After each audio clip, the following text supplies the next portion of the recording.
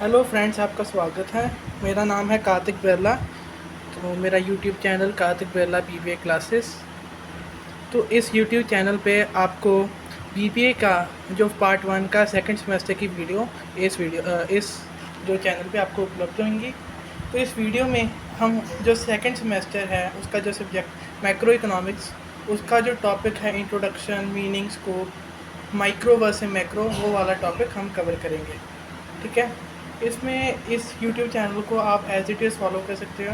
इसमें जो नोट्स हैं आप वो ब्लाइंडली आप उसको फॉलो कर सकते हो और बहुत ही अच्छा मार्क्स अपने एग्जामिनेशन पॉइंट ऑफ व्यू पे ले सकती हो। ठीक है। तो ये सब्जेक्ट जो वीडियो है ये खास करके उन स्टूडेंट के लिए हैं जो कि GNDU के जो BBA कर रहे हैं। गुरु नानक देव यूनिवर्सिटी है जो उनका ही सिलेबस है। अगर कोई और यूनिवर्सिटी आप टॉपिक देख लीजिए मैक्रो इकोनॉमिक्स का इंट्रोडक्शन, मीनिंग, स्कोप या क्या है, वो वाले बच्चे भी इसको एज इट इज़ फॉलो कर सकते हैं। ठीक है। क्योंकि जो माइक्रो इकोनॉमिक्स का जो स्कोप है बहुत ही बड़ा है। चलो, ये तो थी इंट्रोडक्शन।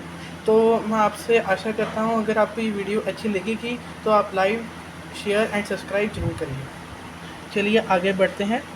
जैसे कि आप स्क्रीन पे ऊपर देख रहे होंगे तो ये हमारा, आप देख सकते हो ये BBA का जो है हमारे पास सिलेबस है। ठीक है। जो इसका जो सेकंड सेमेस्टर जो कि GNDU से इसका जो सेकंड सेमेस्टर है उसका जो हमारा कोड ये लिखा 205, उसका जो सब्जेक्ट है मैनेजरियल इकोनॉमिक्स पार्ट 2, वो हम कवर करेंगे। ठीक है। जो ये मैनेजरियल इकोनॉमिक्स है ये हम मैक्रो इकोनॉमिक्स पढ़ेंगे, क्योंकि जो मैनेजरियल इकोनॉमिक्स सेमेस्टर 1 में था वो थी हमारी माइक्रो इकोनॉमिक्स। तो इसमें हम टोटली हम करेंगे मैक्रो इकोनॉमिक्स। आप 12th में भी मैक्रो इकोनॉमिक्स करके आए हो। उसका जो बड़ा रूप है वो कॉलेज में आपको पता है लेंथ कैसे लिखनी होती है। आप इन नोट्स को देख के आप लेंथ भी आप देख सकते हो। एज इट इज़ आपको फॉलो करना है, कोई भी आपको प्रॉब्लम नहीं आएगी। क्वेश्चन को ऐसे अटैम्प्ट करना है, आप इन वीडियो से देख के आप जान जाएंगे। तो जैसे कि आप सिलेबस देखेंगे, सबसे पहले मैं आपको हाईलाइट करके बताऊंगा सारे पॉइंट्स कि आज हम कवर क्या करेंगे। तो आज जो हम कवर करेंगे वो हम करेंगे मीनिंग करेंगे। ठीक है। नेचर करेंगे, स्कोप करेंगे। ठीक है। और भी सारे जो टॉपिक मैंने आपको बताया था, जो माइक्रो है वर्सेस मैक्रो, वो हम पढ़ेंगे। ठीक है। तो ये इंट्रोडक्शन है, ये जो टॉपिक है, हमें अगर हमें ज़्यादा क्लैरिटी लेनी है इसकी तो वो भी हम पढ़ेंगे, क्योंकि वो भी हमें लेंथ बनाने के लिए हमें लिखने पड़ते हैं। तो आप देख सकते हैं सिलेबस, आपको मैं दोबारा से, आप इसका स्क्रीनशॉट लेना चाहो तो स्क्रीनशॉट ले लीजिए। ठीक है। सेक्शन ए हम सबसे पहले स्टार्ट करने वाले हैं, मैक्रो इकोनॉमिक्स का मीनिंग, नेचर एंड स्कोप। चलिए आगे बढ़ते हैं। तो आप देख सकते हो आपकी स्क्रीन के आगे सबसे पहले है इंट्रोडक्शन। ठीक है। अगर ये आपको एज इट इज़ आप इंट्रोडक्शन देखिए, सबसे पहले क्या लिखना है, we know that there are 2 branches of economics. ठीक है। हमें पता है कि इकोनॉमिक्स की 2 ब्रांचेस हैं, एक है माइक्रो इकोनॉमिक्स और दूसरी है मैक्रो इकोनॉमिक्स। आपको पता है माइक्रो इकोनॉमिक्स आज सेमेस्टर 1 में पढ़ के है। The micro economics deals with the economic problem at individual level. हमें पता है जो माइक्रो इकोनॉमिक्स उसका दायरा छोटा है, वो इंडिविजुअल लेवल पे जो इकोनॉमिक प्रॉब्लम होती है उसके साथ ये डील करता है। ठीक है। क्लियर है। आप मेन पॉइंट्स देखो, क्या इंपॉर्टेंट पॉइंट मैंने आपको मार्क किए हैं, डार्क किए हुए हैं, यही मेन पॉइंट है। यहाँ करके जो टेबल आपको मैं शो कर रहा हूँ, जो डायग्राम शो है, इससे भी आपको पॉइंट पूरा क्लियर हो जाएगा। ठीक है। सबसे पहले क्या है कि ब्रांचेस ऑफ इकोनॉमिक्स कौन सी है, डार्क क्या लिखा है, वो micro economics and macro economics. Micro economics क्या होती है, इकोनॉमिक प्रॉब्लम से डील करती है, क्या सी इंडिविजुअल लेवल पे। ठीक है। अब हमारा है सेकेंड सेमेस्टर, तो यही तो है हमारा टॉपिक कि मैक्रो इकोनॉमिक्स क्या है। मैक्रो इकोनॉमिक्स होता है जो कि इकोनॉमिक्स की ही ब्रांच है जो कि होल लेवल पे जो इकोनॉमिक प्रॉब्लम होती है उसके साथ डील करे। ठीक है। क्लियर है आपको। आगे क्या है, the main contributor of macro economics are Lord J.M. Keynes. इन्होंने आप बुक लिखी थी, आप लिख सकते हो general theory of employment, interest and money. आगे जाके सेक्शन बी में, सेक्शन डी में आपको इसकी वो टेबल थ्योरी वो सभी आपको आगे जाके बताऊंगा, वो भी आपको आएगी, केन्स की थ्योरीज आएंगी, केन्स की। ठीक है। ये सभी कुछ आएगा आपको, तभी आपको ये जो इनके बुक के बारे में बहुत ज़्यादा आपको पढ़ना पड़ेगा। General theory of employment and trust इनकी बुक थी, कब लिखी थी, 1936 में। लॉर्ड माने जाते हैं किसके, मैक्रो इकोनॉमिक्स के, लॉर्ड J.M. कीन्स। आगे जो प्रोफेसर हैं जिनकी कंट्रीब्यूशन है मैक्रो इकोनॉमिक्स में, वो है professor Malthus, professor Higgs, professor Calder. ठीक है। ये आपको क्लियर हो गया। ठीक है। और सबसे पहले किसने इसको पॉइंट किया था, रागनर फ्रेश ने इन 1933। दोबारा से रिकॉल करते हैं, इंट्रोडक्शन में क्या करना है कि 2 ब्रांचेस है इकोनॉमिक्स की, एक है माइक्रो इकोनॉमिक्स, दूसरी है मैक्रो इकोनॉमिक्स। जो माइक्रो इकोनॉमिक्स है वो क्या करती है, जो इकोनॉमिक प्रॉब्लम है उसको डील करती है इंडिविजुअल लेवल पे। ठीक है। जो मैक्रो इकोनॉमिक्स है वो related to the whole economy, whole economy के साथ, economic problem related to whole economy के साथ वो डील करती है।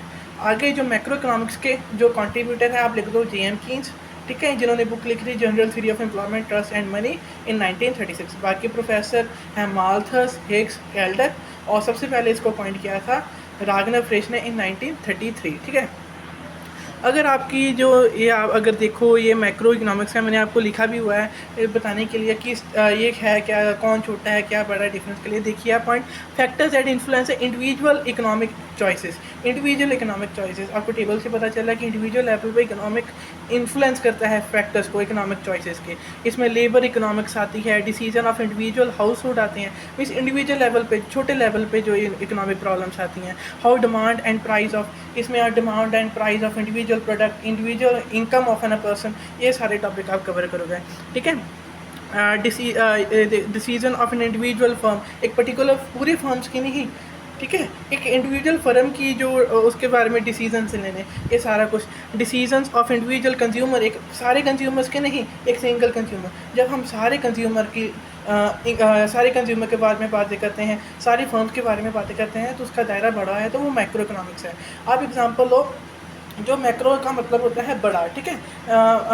अगर हमें एक बंदे की इनकम हम देखें तो वो है माइक्रो इकोनॉमिक्स, ठीक है। मैक्रो इकोनॉमिक्स जब हम पूरे ही नेशन के, जो हमारी कंट्री है उसकी जो लोग हैं, जो हमारे सिटीज़न हैं, उनकी इनकम का सम टोटल करते हैं तो हमारे पास नेशनल इनकम आता है, तो वही हमारा मैक्रो इकोनॉमिक्स है। आज सभी पढ़ोगे, ठीक है। मैक्रो इकोनॉमिक्स की तरफ भी देखो, study of economy as an a whole, ये देखो नेशनल आउटपुट हो गया, नेशनल इनकम हो गया, अनएम्प्लॉयमेंट हो गया, ये इन्फ्लेशन हो गया। ये इन्फ्लेशन अनएम्प्लॉयमेंट सारे शॉर्ट लेवल के प्रॉब्लम्स हैं, ये क्या होते हैं related to the whole economy के साथ इसका कंसर्न है। इसे सॉल्व कर लिया, सब कुछ सॉल्व हो गया, ठीक है। तो आज जो मैं आपको सजेस्ट करता हूँ कि जो मैंने टेबल आपके बनाए हुए हैं, आप इन ये पॉइंट्स भी अगर आप फ्लो चार्ट के थ्रू आप इसको शो करोगे तो इंट्रोडक्शन आपकी बेस्ट बन जाएगी, ठीक है। चलिए अगला जो टॉपिक है, हम मीनिंग की तरफ बढ़ेंगे, ठीक है। मीनिंग किसका? मैक्रो इकोनॉमिक्स का। पढ़िए, सब कुछ मैंने मार्क किया वो क्या इंपॉर्टेंट है, ठीक है। The macro economics has been derived from the Greek word macros. क्या है जो मैक्रो इकोनॉमिक्स है, ये ड्राइव हुआ है एक ग्रीक वर्ड से, जिसका मतलब क्या है? मैक्रोस है। मैक्रोस क्या है यार? मैक्रोस है एक तरह का लार्ज। मैक्रोस का मतलब क्या होगा? लार्ज। ग्रीक वर्ड है मैक्रोस, हम पढ़ क्या रहे हैं? Macro economics. ये ड्राइव हुआ है ग्रीक वर्ड से, जिसका नाम क्या है? मैक्रोस। वो क्या है? लार्ज, ठीक है। ऐसे आपको लर्न होएगा। It does not study the economic problem at individual level. यही तो बात है, इकोनॉमिक लेवल पे जो इकोनॉमिक लेवल को इंडिविजुअल लेवल को कौन स्टडी करता है? Micro economics. But studies the economic problem related to the whole economy, ठीक है। अब इसलिए होल इकोनॉमी के साथ कंसर्न है, इसके लिए मेन फोकस क्या होगा? Welfare and growth and development of whole society, ठीक है। द मैक्रो इकोनॉमिक, जो मैक्रो इकोनॉमिक है वो क्या करता है? स्टडी करता है inter relation among the economic variables, ठीक है। उनकी इकोनॉमिक वेरिएबल की स्टडी करता है, ठीक है। एक आपको मैं बताता हूँ इकोनॉमिक वेरिएबल क्या होती है। एक तरह की क्वांटिटी हो सकती है, ठीक है। एक तरह की इकोनॉमिक एक्टिविटी हो सकती है दैट कीप्स ऑन चेंजिंग या fluctuating over a period of time, ठीक है। एक तरह के क्या होते हैं, एक दूसरे के ऊपर डिपेंडेंट। एक वेरिएबल में चेंज आया, दूसरे वेरिएबल में चेंज आ जाता है। मैं आपको अच्छी तरीके से अभी भी सब बता दूंगा, ठीक है। आप इसके एग्जांपल लिख सकते हैं। इकोनॉमिक वेरिएबल की इंटर रिलेशन करता है क्या? इन्वेस्टमेंट हो गया, आउटपुट हो गया, प्रोडक्शन हो गया। मैंने जैसे आपको वादा किया कि मैं आपको बताऊंगा कि इकोनॉमिक वेरिएबल्स क्या होता है, इनका इंटर रिलेशन को हम मैक्रो इकोनॉमिक्स कहते हैं। देखिए सबसे पहले मैंने लिखा हुआ है कि गवर्नमेंट ने इन्वेस्टमेंट की है। क्या की हुई है? गवर्नमेंट ने इन्वेस्टमेंट की है, ठीक है। ये देखिए, ये गवर्नमेंट ने इन्वेस्टमेंट की है। ये गवर्नमेंट इन्वेस्टमेंट क्या है भाई? ऑटोनोमस इन्वेस्टमेंट होती है। ऑटोनोमस इन्वेस्टमेंट कौन करती है? सरकार करती है, ठीक है। ये वेलफेयर ऑफ सोसाइटी के लिए होती है, इंफ्रा डेवलपमेंट के लिए होती है। इसका इनकम के साथ कोई रिलेशन नहीं होता है, ठीक है।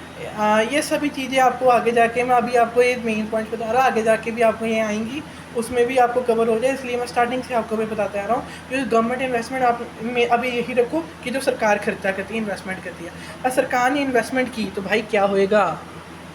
गवर्नमेंट ने खर्चा किया तो प्रोडक्शन बढ़ेगी भाई, प्रोडक्शन बढ़ेगी। जैसे जैसे गवर्नमेंट खर्चा कर रही है, हमें इन्वेस्टमेंट कर रही है, ठीक है, न्यू फर्म्स में, तो जैसे कि हमारी प्रोडक्शन बढ़ गई। अब प्रोडक्शन बढ़ गई, अगर प्रोडक्शन ज़्यादा बढ़ गई है, उसको मैनेज करने के लिए हमें एम्प्लॉयमेंट भी इंक्रीज़ करनी पड़ेगी ना। अगर एम्प्लॉयमेंट इंक्रीज़ होगी, इसका मतलब कि यार ज़्यादा लोग काम कर रहे हैं, है ना। ज़्यादा लोग ऐसे फ्री में थोड़ा ना काम करेंगे। एक मिनट, हाँ, ज़्यादा लोग फ्री में थोड़ा ना काम करेंगे, उनको इनकम भी मिलेगी। इनकम मिल गई, अगर इनकम बढ़ गई तो वो कंज्यूम भी करेंगे। अगर हमारे पास पैसा है, हम खर्चेंगे भी ना उसको, वो कंजप्शन करेंगे, ठीक है। कंजप्शन करेंगे, जिस चीज़ की कंजप्शन करेंगे उसकी डिमांड बढ़ेगी। अगर उसकी डिमांड बढ़ेगी तो उस डिमांड को सेटिस्फाई करने के लिए, ठीक है, उस डिमांड को सेटिस्फाई करने के लिए हमें और जो इन्वेस्टमेंट करनी पड़ेगी प्राइवेट फर्म्स को, ठीक है, ये प्राइवेट इन्वेस्टमेंट करनी पड़ेगी। ये देखिए पहले कौन सी इन्वेस्टमेंट थी, गवर्नमेंट इन्वेस्टमेंट। गवर्नमेंट ने खर्चा किया तो प्रोडक्शन बढ़ी, प्रोडक्शन बढ़ी, ज़्यादा लोगों को एम्प्लॉयमेंट बढ़ी, एम्प्लॉयमेंट मिली है तो हम क्या करेंगे, उनकी इनकम भी बढ़ेगी, ठीक है। इनकम बढ़ी तो कंजप्शन भी बढ़ेगी। अगर कंजप्शन बढ़ती है तो उससे हमारी डिमांड, एग्रीगेट डिमांड होती है, ये एग्रीगेट डिमांड भी बढ़ेगी। अगर एग्रीगेट डिमांड बढ़ती है, उस प्रोडक्ट की डिमांड को इंक्रीज़ करने के लिए, सेटिस्फाई करने के लिए प्राइवेट फर्म्स को भी खर्चा करना पड़ता है, जो कि प्रॉफिट मैक्सिमाइजेशन के पॉइंट ऑफ व्यू के लिए होता है। ये parallel to the related to the income के साथ होता है। जैसे जैसे इनकम इंक्रीज़ हो रही है, इनकम इंक्रीज़ हुई, कंजप्शन इंक्रीज है, कंजप्शन इंक्रीज तो डिमांड, उसके साथ हमारा जो प्राइवेट इन्वेस्टमेंट भी इंक्रीज़ होएगी। मीन्स आप ये देखो, मेन देखो कि गवर्नमेंट ने खर्चा किया, ठीक है, तो एंड में जाके प्रोडक्शन इंक्रीज़ होने की वजह से, एम्प्लॉयमेंट इंक्रीज़ होने की वजह से, इनकम इंक्रीज़ होने की वजह से, कंजप्शन इंक्रीज़ होने की वजह से, डिमांड इंक्रीज़ होने की वजह से प्राइवेट फर्म को खर्चा करना पड़ा, इन्वेस्टमेंट करनी पड़ी। तो यही सब ये क्या है, इकोनॉमिक वेरिएबल ही है। जैसे इन्वेस्टमेंट इकोनॉमिक वेरिएबल है, प्रोडक्शन, एम्प्लॉयमेंट, ये सारा का जो इंटर रिलेशन है, ये क्या है, हमारा मैक्रो इकोनॉमिक्स है भाई, ठीक है। चलिए नीचे क्या लिख रहा है, बहुत ही इंपॉर्टेंट लाइन लिखी है कि एग्रीगेट लेवल पे जो हमारी इकोनॉमिक है उसके साथ ये रिलेटेड है। और जो फैक्टर्स हैं, जैसे कि गवर्नमेंट ये इन्वेस्टमेंट हो गई, कंजप्शन हो गई, इनके जो फैक्टर इनके अफेक्ट करते हैं, उसके साथ भी जो है हमारा मैक्रो इकोनॉमिक्स का रिलेशन होता है। आप इसका स्क्रीनशॉट ले सकते हैं, मैं 2 मिनट रुकता हूँ, ठीक है। चलिए आपने ले लिया होगा, आगे बढ़ते हैं। फिर आगे जाके अभी तक हमने क्या पढ़ा है, अभी रिकॉल करा देता हूँ। सबसे पहले हमने इंट्रोडक्शन की थी, 2 मिनट रुकिए। सबसे पहले हमने इंट्रोडक्शन की थी। इंट्रोडक्शन में हमने क्या किया था कि जो दो ब्रांचेस इकोनॉमिक की, एक है माइक्रो इकोनॉमिक्स, दूसरी है मैक्रो इकोनॉमिक्स। जो मैक्रो इकोनॉमिक्स है वो related to the economic problem at related to the whole economy. जो माइक्रो इकोनॉमिक्स है वो छोटा, इसलिए वो related to economic problem at individual level. Macro economics के कंट्रीब्यूटर जे.एम. कीन्स, बुक लिखी थी general theory and employment trust in 1936। बाकी कंट्रीब्यूटर माल्थस, हिक्स, कैल्डर, ठीक है।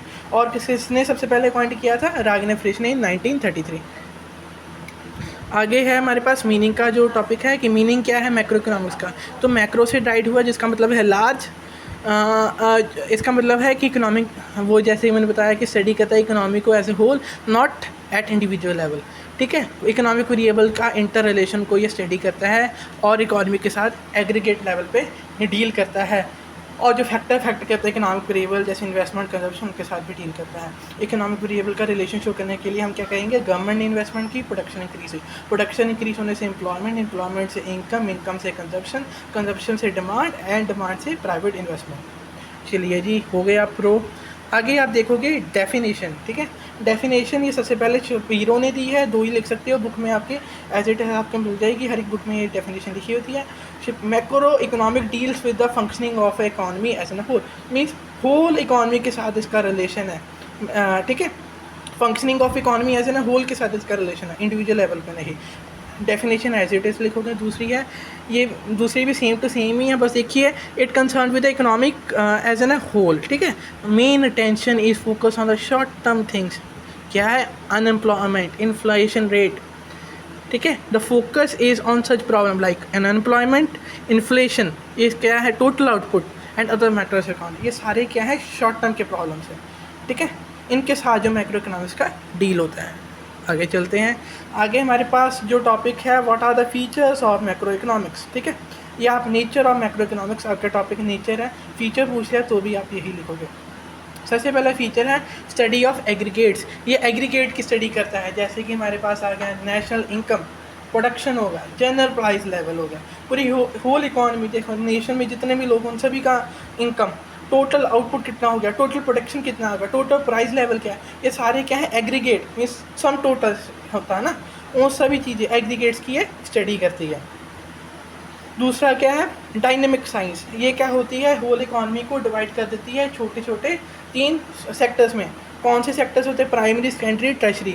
फिर उसके बाद क्या होती है, एग्रीगेट की स्टडी करते हैं। क्या लिखा है, macro economic study the change in economic variable analysing the dynamic nature of economy, ठीक है, एंड स्टडीज सॉरी बेटा, मैंने आपको लंपिंग मेथड बता दिया। डायनेमिक साइंस, डायनेमिक साइंस में क्या लिखा है कि जो डायनेमिक नेचर ऑफ इकॉनमी है, डायनेमिक क्या होता है, चेंज होता रहता है ना। जो इकॉनमी स्टेबल थोड़ी ना रहती है, वो परफेक्ट कंपटीशन वाली थोड़ी ना। जो डायनेमिक नेचर ऑफ इकॉनमी है उसको एनालाइज करती है, उसके इकॉनमी के फंक्शंस क्या है, उसकी प्रोग्रेस क्या है, इस सभी चीज़ों को मेजर करने का काम मैक्रो इकोनॉमिक्स का है, ठीक है। दूसरा है लंपिंग मेथड, जैसे मैंने आपको बताया कि ये सेक्टर्स की स्टडी करती है, प्राइमरी, सेकेंडरी एंड टर्शरी, और बाद में जो एग्रीगेट्स हैं जैसे एग्रीगेट डिमांड, सप्लाई, उनकी क्या करती है, स्टडी करती है, ठीक है। देख लीजिए एग्रीगेट्स क्या है, मैक्रो नेशनल इनकम होगा, प्रोडक्शन होगा, जनरल प्राइस लेवल होगा, इन सभी चीज़ों की स्टडी करती है। डायनेमिक साइंस क्या, होल जो इकॉनमी है उसकी जो डायनेमिक नेचर उसको स्टडी करती है, ठीक है, उसका क्या प्रोग्रेस है, ठीक है, उसके फंक्शंस क्या है उसको स्टडी करती है। दूसरा है लंपिंग मेथड, मीन्स क्या करती है कि सारी इकॉनमी को डिवाइड कर देती है 3 सेक्टर्स में, प्राइमरी, सेकेंडरी एंड टर्शरी में, बाद में जो एग्रीगेट डिमांड है, सप्लाई है, उन सभी चीज़ों की स्टडी करती है, ठीक है। चलिए जी, आगे हमारे पास जो टॉपिक है, based on interdependence among the economic variable. मैं बार में आपको अभी बताता हूँ, ये हम पढ़ के हैं। Inter relation among the economic variable है, ये भी आपका फीचर है जो हम ये येलो करके हटे हैं, वही पॉइंट है। जैसे गवर्नमेंट ने इन्वेस्टमेंट किया, प्रोडक्शन इंक्रीज़ होगी, एम्प्लॉयमेंट इंक्रीज़ होगी, इनकम, कंजप्शन, फिर एग्रीगेट डिमांड, फिर private investment. The above flow chart show the inter relation among the economic variable. ये दोबारा करने की कोई ज़रूरत नहीं है। आगे क्या है, short run, the Lord GM king said in long run we all are dead. ये इंपॉर्टेंट लाइन है, ये जरूर लिखना। जो भी मैंने आपको ये पर्पल लाइन में, डार्क बोल्ड लाइन्स में शो किया है, ये आप जरूर लिखना है लाइन, ठीक है। It means that the government should focus on the short term problem, जैसे कि मैंने पहले बताया था, अनएम्प्लॉयमेंट, इन्फ्लेशन, ठीक है, एग्रीगेट डिमांड, इन सभी चीज़ों को अगर आप शॉर्ट टर्म की प्रॉब्लम को अगर आप एस्टिमेट करती, गवर्नमेंट है ना, जब इसको एस्टिमेट करने लग जाती है, इसको देखने लग जाती है, अनएम्प्लॉयमेंट को, इन्फ्लेशन को, तो जो ओवरऑल व्यू होता है ये इकॉनमी को शो करती है, ठीक है। क्योंकि ये मैक्रो इकोनॉमिक नेचर के होते हैं, शॉर्ट टर्म के प्रॉब्लम्स होते हैं, लॉन्ग रन तक तो हम पहुंच ही नहीं सकते, ठीक है। ये शॉर्ट टर्म की चीज़ें हैं, यही whole economy, functioning of economy के साथ इसका रिलेशन है, ठीक है। इसीलिए जो मैक्रो इकोनॉमिक्स है वो शॉर्ट रन एनालिसिस लेता है, लॉन्ग रन एनालिसिस नहीं लेता। ध्यान रखिए, जो माइक्रो इकोनॉमिक्स है वो छोटे दायरे का है, इसलिए वो लॉन्ग रन, शॉर्ट रन हो सकता है, पर जो मैक्रो इकोनॉमिक्स है वो ऑलवेज शॉर्ट रन होएगा, ऑलवेज। आगे है रोल ऑफ गवर्नमेंट। ये आगे जाके आपको जो बैंकिंग का सब्जेक्ट भी है आपको, ठीक है, उसमें आप मनी, बेसिकली मनी क्या होता है, बैंकिंग क्या है, बैंकिंग एंड मनी, वो सारा चीज़ें आगे जाके आपको कवर होंगी, वो सब्जेक्ट में भी ये सारी चीज़ें हैं, ठीक है। इसमें कितना लिखना है आपको वो लिख लीजिए कि जब डिप्रेशन आता है तो गवर्नमेंट इन्वेस्टमेंट कर देती है, और अगर गवर्नमेंट इन्वेस्टमेंट करती है तो क्या होता है बच्चों, हमें पता है ये सारी चीज़ें होती है, ठीक है, ये सारी चीज़ें हो जाती हैं, ठीक है। इससे क्या होता है, लोगों के पास बहुत ज़्यादा पैसा आ जाती है, गवर्नमेंट इन्वेस्टमेंट करती है, लोगों के पास पैसा होता है, तो अगर हमारा डिप्रेशन चल रहा है, अगर लोगों के पास पैसा आ गया तो वो क्या है, डिप्रेशन, लोग अपनी चीज़ें खरीद सकेंगे, ठीक है। लोगों के पास अगर पहले पैसे नहीं था, डिप्रेशन था, ठीक है, अब गवर्नमेंट ने ये इन्वेस्टमेंट करके लोगों के पास पैसा दिलवा दिया है, तो वो भी कंज्यूम करेंगे, वो भी डिमांड करेंगे, ठीक है। इससे जो डिप्रेशन है वो कवर हो जाता है। बाकी क्या है, इन्फ्लेशन होता है, तब क्या करता है गवर्नमेंट, इन्वेस्टमेंट को रिड्यूस कर देती है, इससे मनी सप्लाई रिड्यूस हो जाता है, इन्फ्लेशन, सभी चीज़ों के दाम बढ़ गए। अब लोगों के एक क्यों होता है, क्योंकि लोगों के पास मनी सप्लाई बहुत ज़्यादा होता है। मनी सप्लाई को कम करने के लिए लोग, जो गवर्नमेंट है, इन्वेस्टमेंट कम कर देती है, मेंटेन करती है स्टेबल रेट ऑफ इन्वेस्टमेंट, ठीक है। बस इतना ही लिखना आपको। ये रोल इन इन्वेस्टमेंट क्या है कि गवर्नमेंट इन्वेस्टमेंट करेगी, प्रोडक्शन बढ़ेगी, प्रोडक्शन से एम्प्लॉयमेंट, फिर income, consumption, aggregate demand and private investment. जो मैंने सभी चीज़ आपको बताई है, इसी को स्टेबल रोल ऑफ इन्वेस्टमेंट को भी, जो रेट ऑफ इन्वेस्टमेंट है इसको स्टेबल रखती है गवर्नमेंट। अगर डिप्रेशन है तो इन्वेस्टमेंट बढ़ा देती है, अगर हमारे पास क्या है, इन्फ्लेशन है, तो जो इन्वेस्टमेंट है उसको कम कर देती है, ठीक है। ये चीज़ें आपको लिखनी थी इसमें। अगर जो पॉइंट हम लिखोगे वो है पॉलिसी ओरिएंटेड, ठीक है। 2 तरह की पॉलिसी होती है, एक होती है फिजिकल पॉलिसी जो कि गवर्नमेंट के एक्सपेंडिचर्स, रिवेन्यूज़ है ना, उसके बारे में होती है, जो कि मिनिस्ट्री ऑफ फाइनेंस बनाती है, ठीक है, जो मिनिस्ट्री ऑफ फाइनेंस बनाती है, और ये बजट क्या होता है उसके साथ इसका रिलेशन है। दूसरी पॉलिसी है मनी पॉलिसी, मॉनेटरी पॉलिसी। इसमें जो मार्केट फोर्सेस हैं जैसे demand and supply of money, ठीक है, वो हम कंट्रोल, ये मनी सप्लाई की जो थ्योरी है, ठीक है, वो आगे जाके भी आपको मैं बता रहा हूँ कि बैंकिंग का सब्जेक्ट उसमें आएगी। वो कौन करता है, आरबीआई करते हैं, आरबीआई के फंक्शंस भी आएंगे उसमें, चलिए उसको हम छोड़ते हैं। इसमें आप लिख सकते हैं कि दो तरीके के पॉलिसी, फिजिकल मॉनिटरी। फिजिकल में है गवर्नमेंट के एक्सपेंडिचर्स रेवेन्यू जो कि मिनिस्ट्री ऑफ फाइनेंस बनाती है। दूसरी पॉलिसी है मॉनेटरी पॉलिसी जो क्या है demand and supply of money है, जो कि कौन बनाती है, आरबीआई बनाती है। ठीक है, आगे क्या लिखा हुआ है कि मैक्रो इकोनॉमिक्स से related to the functioning of economy as an whole. ठीक है, ये तो हमें पहले से पता। अगर ये होल इकॉनमी के साथ कंसर्न लगती है तो पॉलिसी को फॉर्मुलेट कराने में भी ये हेल्प करेगी। ठीक है, ये पता चल गया पॉलिसी का क्या रिलेशन है कि मैक्रो इकोनॉमिक्स का तो होल इकॉनमी के साथ रिलेशन है, तो पॉलिसी को फॉर्मुलेट कराने में ये हमारी हेल्प कर देगा। पॉलिसी फॉर्मुलेट हो गई फिजिकल या मॉनेटरी, तो जो हमारी अनएम्प्लॉय शॉर्ट टर्म प्रॉब्लम जैसे अनएम्प्लॉयमेंट हो गई, जो डिमांड एंड सप्लाई की जो हमारी जो मनी है ना, जो demand and supply of money है वो कंट्रोल हो जाए। इन्फ्लेशन है ये कंट्रोल हो गया, हमारी सारी समस्या ही कंट्रोल हो गया। आगे है हमारे पास बहुत ही इंपॉर्टेंट टॉपिक जो हमारा एंड टॉपिक तक बढ़ने जा रहे हैं हम, वो है स्कोप ऑफ मैक्रो इकोनॉमिक्स। जो मैक्रो इकोनॉमिक्स होती है बच्चों बहुत ही एसेंशियल फील्ड है इकोनॉमिक्स की। ठीक है, जितना हम पढ़ चुके हैं एसेंशियल फील्ड ही है। इट कवर्स फंडामेंटल्स जो क्या होते हैं macro economic in nature. Macro economics का मतलब हमें पता है related to the whole economy. वो कौन सी है फंडामेंटल, जैसे theory of economic growth, national income, general price level, money, international trade, ये सभी चीज़ें। ठीक है, चलिए जैसे कि मैंने बताया था कि फैक्टर्स हैं। सबसे पहला फैक्टर आ गया आपकी स्क्रीन के सामने, थ्योरी ऑफ इकोनॉमिक ग्रोथ है ना, जिसे हम नेशनल इनकम कहते हैं। दूसरा है डेवलपमेंट जो क्या इंफ्रा डेवलपमेंट जो कि पब्लिक वेलफेयर के लिए। चलिए we know that macro economics is related to the functioning of economy as an whole economy के साथ इसका रिलेशन है। इसलिए जो नेशनल इनकम है वो हमें हेल्प करते हैं, उसको मेजर कराते हैं हम, उसकी इंपॉर्टेंस बहुत है क्योंकि ये एम्प्लॉयमेंट को जनरेट करने के लिए, जो गुड्स एंड सर्विसेज हैं उसका जो फ्लो है उसको मेजर करने के लिए जो बहुत ही इंपॉर्टेंट है। ये हमारी इकॉनमी को ग्रोथ कराता है नेशनल इनकम। ठीक है, नेशनल इनकम क्या है, होल कंट्री की जो नेशन है उसके जितने भी सिटीजन हैं उनकी इनकम का सम टोटल करना, एक तरह का फ्लो कंसेप्ट है। ठीक है, ये बहुत ही इंपॉर्टेंट है। ये हमें क्या मेजर कराता है, इसको हम मेजर कराते हैं, इससे हमारी इसकी इंपॉर्टेंस बहुत है। इससे हम एम्प्लॉयमेंट जनरेट करा सकते हैं। ठीक है, अगर इकोनॉमिक ग्रोथ होएगा इसी से हमारी इंफ्रा डेवलपमेंट होने लगता है। अगर नेशनल इनकम होएगी, एम्प्लॉयमेंट इंक्रीज होएगी तो हमारी इकॉनमी डेवलप कर पाएगी। इकॉनमी जो उसका इंफ्रास्ट्रक्चर है वही डेवलप करना पाएगा। Infra means infrastructure. ठीक है, तो अगला टॉपिक है थ्योरी ऑफ मनी। जैसे कि मैंने पहले ही बताया कि आएगा आपको। दो थ्योरी हैं, एक है फ्लो ऑफ जो मार्केट फोर्सेस होते हैं, एक होते हैं डिमांड एंड सप्लाई। इसमें आप लिख सकते हो रिजर्व रेशियोज भी आते हैं। ये है cash reserve ratio, statutory liquidity ratio है ना, रेपो रेट होते हैं, रिवर्स रेपो रेट होते हैं। ठीक है, बैंक रेट होते हैं। ठीक है, ऐसे होते हैं ये सारे ओपन मार्केट ऑपरेशन। ये सभी चीज़ें आप जैसे मैंने आपको लिखा है ऐसे लिख दीजिए क्योंकि इतनी लेंथ नहीं हमें बनानी। बाकी इंपॉर्टेंट मैंने आपको बताया कि पूरा आपका सब्जेक्ट है banking system, fundamental of banking system, वो आएगा। अगली थ्योरी है नेशनल इनकम की, वो पता है ये भी आपका सिलेबस में ही है, पार्ट ए में ही आएगा, इसको भी हम इजीली कवर करेंगे। ठीक है, इसमें है concept of GDP, NDP, measures of national income, importance.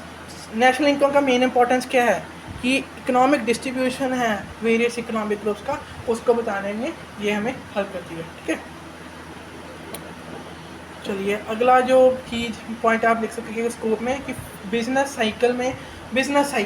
Business cycles क्या होती है, फ्लक्चुएशंस इन इकॉनमी होती है। ठीक है, कि फ्लक्चुएशन मीन्स क्या होती है, चेंजेस इकॉनमी में, कि इकॉनमी डिप्रेशन में है, बूम में है, क्या है। ठीक है, ये देखो ये सबसे पहला पॉइंट क्या होता है, बूम। ठीक है, जब इकॉनमी हाईएस्ट लेवल पे होती है, जब फिर नीचे गिरती है तो रिसेशन आ जाती है, जब बहुत ही नीचे गिर जाती है तो डिप्रेशन हो जाती है, फिर जब रिकवर करने लग जाती है उसको रिकवरी फेज कहते हैं। आपको इसकी आगे जाके थ्योरी भी हैं, लास्ट सेक्शन डी में आप इसके बारे में ट्रेड साइकिल के बारे में पढ़ोगे। ठीक है, आप इसमें यही बताओगे कि ये फ्लक्चुएशन इकॉनमी को मेजर करने के लिए होती है।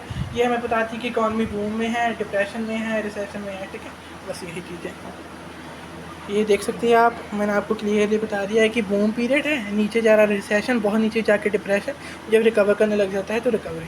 आप इसी डायग्राम को लिखोगे। ठीक है, आगे हमारे पास थ्योरी ऑफ एम्प्लॉयमेंट आपको पता है, इसमें हम क्या पढ़ते हैं कि एम्प्लॉयमेंट का लेवल क्या है। ठीक है, उसके कॉज, अगर अनएम्प्लॉयमेंट है उसके कारण क्या है, उसके रिड्यूस कैसे कर सकते हैं और न्यू एम्प्लॉयमेंट अपॉर्चुनिटी कैसे लेके आ सकते हैं, बहुत ईजी है। आगे है जनरल प्राइस लेवल, इसमें हम देखेंगे कि इन्फ्लेशन क्या है, उसके कारण क्या है, उसके इफेक्ट क्या है, उसको कंट्रोल कैसे कर सकते हैं, सारी चीज़ें सेम ही हैं लगभग। ठीक है, आगे है थ्योरी ऑफ इंटरनेशनल ट्रेड। इसमें demand and exports and imports होते हैं, ठीक है, गुड्स एंड सर्विसेज के। इसमें आप मेडिकल, एजुकेशन, टूरिज्म हैं, आपके 12th में भी आपको इंटरनेशनल ट्रेड के बारे में बहुत पता है, उसके भी आप हेल्प कर सकते हो, ठीक है। इसमें बीओपी अकाउंट बनाते हो आप, बीओपी अभी इसमें हम बीओपी बनाते हैं, इसमें बजट बनाते हैं, ठीक है, जो कि हमेशा सरप्लस में होना चाहिए, एक्सपोर्ट्स हमेशा ज़्यादा होने चाहिए इम्पोर्ट से, ठीक है। कैपिटल अकाउंट में आप लोन लेते हो, ठीक है, एक एरन एमिशन अकाउंट होता है, ठीक है, करंट अकाउंट होता है, वो हमेशा गुड्स एंड सर्विसेज के लिए होना चाहिए, और हमेशा आपका बीओपी सरप्लस में होना चाहिए, ये आपको पता है, ठीक है। आगे जाके ये टॉपिक आ गया है आपके स्क्रीन के सामने, जो कि हमारा एक्स्ट्रा टॉपिक है जो हम कवर कर रहे हैं कि मैक्रो इकोनॉमिक्स और माइक्रो इकोनॉमिक्स में डिफरेंस क्या है, ठीक है। जो मैक्रो इकोनॉमिक्स का सबसे पहले डिफरेंस वो तो आपको पता है कि micro economy related to the economy at individual level, वो क्या है, related to the economic problem at, वो related to the whole economy at national level, ठीक है। ये पॉइंट आप सबसे पहले मीनिंग में लिखोगे डिफरेंस में। और माइक्रो इकोनॉमिक्स क्या होता है, उसके टूल क्या है, डिमांड एंड सप्लाई, उसमें क्या है, aggregate demand and supply. Objective क्या है, इंडिविजुअल की इनकम क्या है, इंडिविजुअल प्राइस ऑफ कमोडिटी क्या है, ठीक है, फैक्टर्स ऑफ प्रोडक्शन क्या है। और उसमें क्या है मैक्रो इकोनॉमिक्स में, होल इकॉनमी की इनकम क्या है, एम्प्लॉयमेंट क्या है होल इकॉनमी की, है ना, एम्प्लॉयमेंट लेवल ये है। एग्रीगेट्स आपको जैसे कि पता है कि माइक्रो इकोनॉमिक्स में बहुत ही कम होते हैं, मनी सप्लाई का, मार्केट सप्लाई को आप पढ़ते हो, मीन्स होते ही नहीं, लिमिटेड होते हैं, इसमें बहुत हाईएस्ट होते हैं मैक्रो इकोनॉमिक्स में। इसमें होता है aggregate demand, supply, national income, total output, ठीक है। अजम्पशंस आप क्या लेते हो माइक्रो इकोनॉमिक्स में कि जो मैक्रो इकोनॉमिक्स के फैक्टर हैं, जैसे कि आपको पता है aggregate demand, supply, national income, ये माइक्रो इकोनॉमिक्स में कॉन्सेप्ट होते हैं। और मैक्रो इकोनॉमिक्स में आप क्या लेते हो कि जो हमारे जो माइक्रो इकोनॉमिक्स के फैक्टर जैसे individual demand and supply, price of an individual income, price of an individual, है ना, ये सभी जो फैक्टर्स हैं माइक्रो इकोनॉमिक्स में, मैक्रो इकोनॉमिक्स में ये कॉन्स्टेंट होते हैं, ठीक है। अगला डिफरेंस, ये भी आप डिफरेंस आप देख सकते हैं, ठीक है। इसका स्क्रीनशॉट, ये एक्स्ट्रा पॉइंट्स है अगर आपको कवर करना हो, ठीक है। वैसे मैं आपको आगे कराता हूँ, बाकी आपको करना हो, देखिए ऑल्टरनेटिव नेम क्या होता है माइक्रो इकोनॉमिक्स का, आप लिख लीजिए, इसमें दिख नहीं रहा होगा, प्राइस थ्योरी। और दूसरे मैक्रो इकोनॉमिक्स का क्या होता है, इनकम एंड एम्प्लॉयमेंट थ्योरीज, ठीक है। चलो बच्चों आगे एग्जांपल आपको मैं इन माइक्रो इकोनॉमिक्स में क्या लिखोगे, इंडिविजुअल इनकम, नहीं, price of an product and individual output हो गया, ठीक है, डिमांड एंड सप्लाई होगा। और मैक्रो इकोनॉमिक्स में national income, national output, aggregate demand supply, ठीक है, total output, general price level. Area of study micro economics की क्या होती है, पर्टिकुलर मार्केट की, और इसमें क्या होता है, several markets, whole market cover होती है, क्योंकि होल इकॉनमी के साथ रिलेशन। बिजनेस इसका क्या होगा, इंटरनली होगा, मैक्रो इकोनॉमिक्स का एक्सटर्नली होगा, एक्सटर्नल एनवायरनमेंट के साथ होगा। ये डील्स करता है शॉर्ट टर्म में, लॉन्ग टर्म में, ये बहुत इंपॉर्टेंट पॉइंट है, शॉर्ट टर्म लॉन्ग टर्म में कवर करता है माइक्रो इकोनॉमिक्स। पर जो मैक्रो इकोनॉमिक्स है वो हमेशा शॉर्ट टर्म में ही होगा, ठीक है, हमेशा शॉर्ट टर्म में होगा हमारा macro economics. Micro economics point किसने किया है, रागनर फ्रिश ने। पॉइंट तो मैक्रो इकोनॉमिक्स को भी रागनर फ्रिश ने किया है, पर जो ज़्यादा आप थ्योरीज पढ़ोगे, ज़्यादा कॉन्ट्रीब्यूशन जॉन मियनर कीन्स का है, ठीक है। मैक्रो इकोनॉमिक्स में इक्विलिब्रियम की क्या कंडीशन होती है, जो मार्केट होती है वो इक्विलिब्रियम पे आ जाता है एट माइक्रो इकोनॉमिक्स, ठीक है। उसमें क्या होता है, डिसइक्विलिब्रियम तक मैक्रो इकोनॉमिक्स भी चल जाता है ड्यूरिंग द रिसेशन। तो यही मेन पॉइंट्स थे, आप लिख सकते हो। बाकी एक्स्ट्रा पॉइंट अगर आपको लिखना हो तो मैं आपको बताता हूँ, ये आप लिख सकते हो, ठीक है। इसकी लिमिटेशंस लिख सकते हैं, इंपॉर्टेंस बाकी तो हमने कवर कर ही लिए हैं। 2 पॉइंट्स, ये इंपॉर्टेंस देखिए आप, और ये लिमिटेशंस, बस ये पॉइंट आगे एक्स्ट्रा लिखने वाले हैं। बाकी तो मैंने ये, आप ऊपर वाले ना करना, इसको ऊपर का आप ना करना, ठीक है। ये 2 पॉइंट आप इसमें से आप हेल्प ले सकते हो। दोस्तों आपको अच्छी लगी होगी वीडियो, आप एज इट इज़ इसको फॉलो करिए। ये सारा ही आपको कैसे डिनोमिनेशन में लिखना है उसी में मैंने आपको बता दिया है।